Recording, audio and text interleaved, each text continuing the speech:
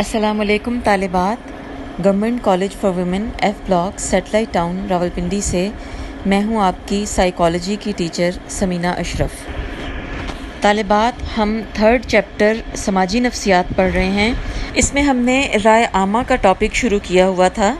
राय आमा की तश्कील और तब्दीली हमने पढ़ ली थी। आज हम पढ़ेंगे राय आमा की अक़साम और राय आमा की खुसूसियात। पहले हम देखते हैं कि राय आमा की अक़साम कौन कौन सी हैं। सबसे पहले है मजहबी राय आमा। मजहबी राय आमा से मुराद ये है कि अवाम का ज़ाहिर है कि कोई ना कोई मज़हब ज़रूर होता है। हमारा जो मेजॉरिटी का मज़हब है वो इस्लाम है, तो मज़हब किसी भी मजहबी मामले के बारे में मुल्क के तमाम लोगों की या अक्सरियत की जो राय होगी उसको मजहबी राय आमा कहा जाएगा। पाकिस्तान के अवाम इस्लाम के साथ जज्बाती वाबस्तगी रखते हैं और किसी भी कौमी मामले में वो ये चाहते हैं कि जो भी फ़ैसले किए जाएं वो इस्लाम के उसूलों के मुताबिक हों। इसके बाद आती है सियासी राय आमा।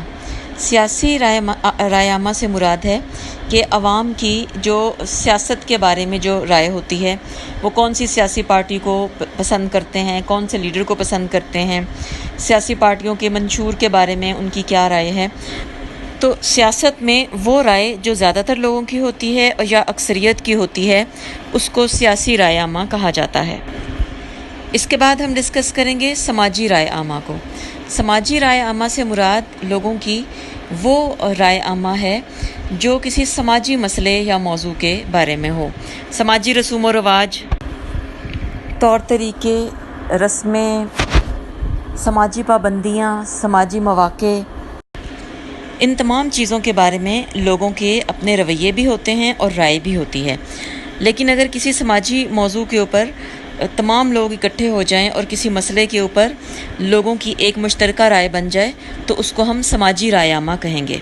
मिसाल के तौर पे अगर कभी ऐसा हो कि मुल्क के तमाम लोग इकट्ठे होकर ये कहें कि जहेज़ के ऊपर पाबंदी लग जानी चाहिए और मुल्क की अक्सरियत ये फ़ैसला करे और ये मुतालबा करे, तो इसको हम समाजी राय आमा कहेंगे, क्योंकि ये समाज के एक मसले के बारे में है। इसके बाद आ जाती है अक़लियती राय आमा, यानी किसी मुल्क में के रहने वाले जो अक़लियती अवाम हैं उनकी राय। अक़लियत उस तबके को कहा जाता है जो मज़हब के लिहाज से या रंग नस्ल या ज़ुबान या किसी भी लिहाज से जो कम तादाद में हो।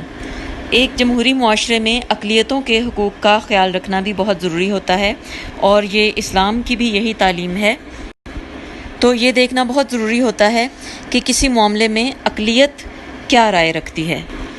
तो किसी अक़लियती तबके की जो मुश्तरका राय होगी उसको अक़लियती राय आमा कहा जाएगा।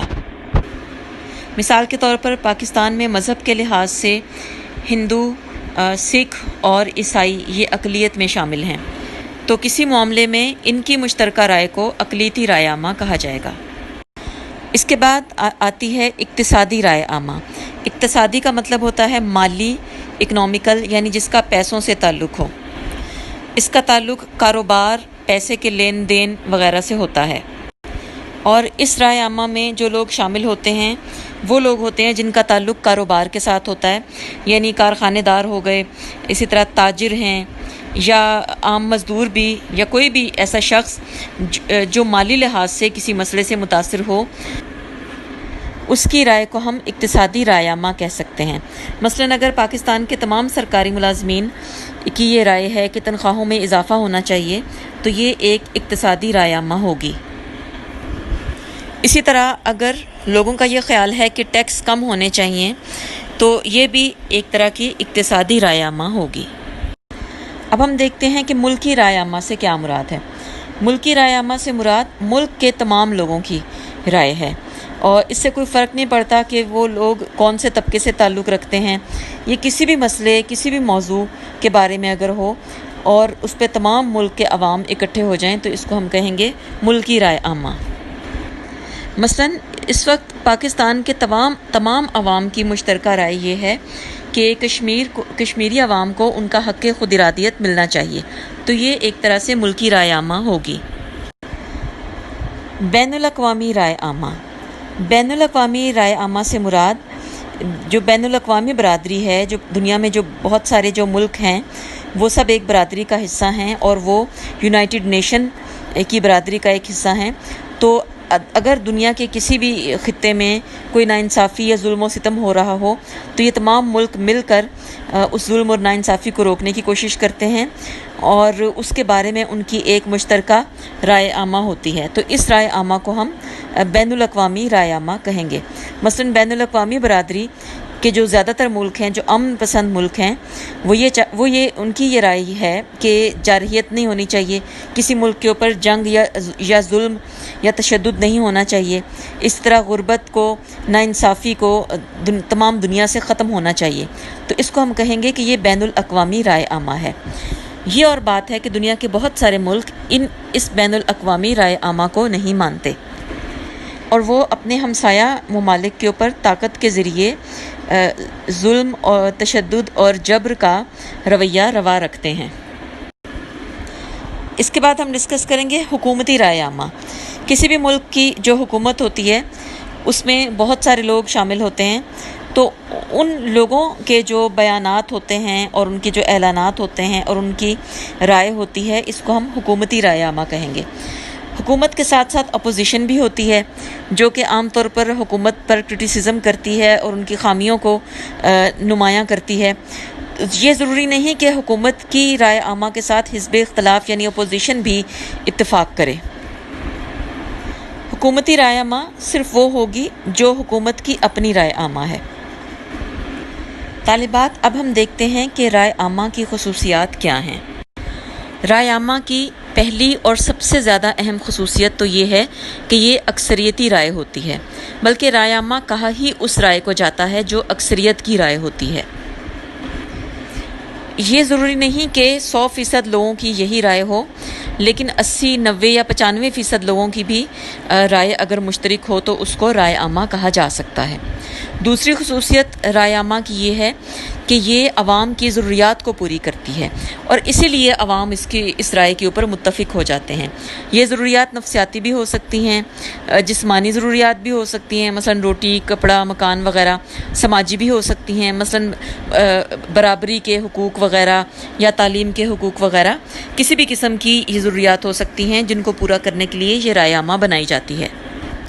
اور رائے عامہ ہمیشہ مسائل کو حل کرنے کے لیے بنائی جاتی ہے، بلکہ رائے عامہ اسی وقت تشکیل پاتی ہے جب قوم کو کوئی ایسا مسئلہ درپیش ہو جو اس کے تمام عوام کو یکساں متاثر کر رہا ہو۔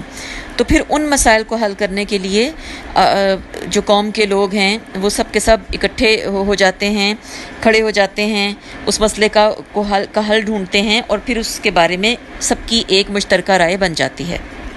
رائے عامہ کی اگلی خصوصیت یہ ہے کہ یہ بہت واضح ہوتی ہے، بہت کلیئر ہوتی ہے، اور یہ بالکل دو ٹوک ہوتی ہے کہ فلاں کام ہونا چاہیے یا نہیں ہونا چاہیے۔ اس کے بعد رائے عامہ کی ایک اور خصوصیت یہ ہے کہ رائے عامہ کے دوران قیادت ابھرتی ہے۔ رائے عامہ قیادت کو تسلیم کرتی ہے، کیونکہ جب بھی کوئی مسئلہ ہوتا ہے تو وہ ہستی، وہ شخصیت جو اس مسئلے کو زیادہ اچھے طریقے سے حل کر سکتی ہے اور زیادہ اچھا اس کا سولوشن پیش کرتی ہے، تو لوگ اس سولوشن کو مان لیتے ہیں اور اس ہستی کے پیچھے چلنا شروع کر دیتے ہیں، اور وہ شخص جو ہے عوام کا لیڈر بن جاتا ہے۔ رائے عامہ کی اگلی خصوصیت یہ ہے کہ یہ انقلابی تبدیلی پیدا کر سکتی ہے، یعنی رائے عامہ اتنی اہم ہوتی ہے کہ یہ اس کی وجہ سے بعض اوقات حکومتیں ختم ہو جاتی ہیں۔ مضبوط سے مضبوط حکومت بھی اگر اپنے عوام کی رائے عامہ کا احترام نہ کرے تو اس کے لیے حکومت کرنا مشکل ہو جاتا ہے۔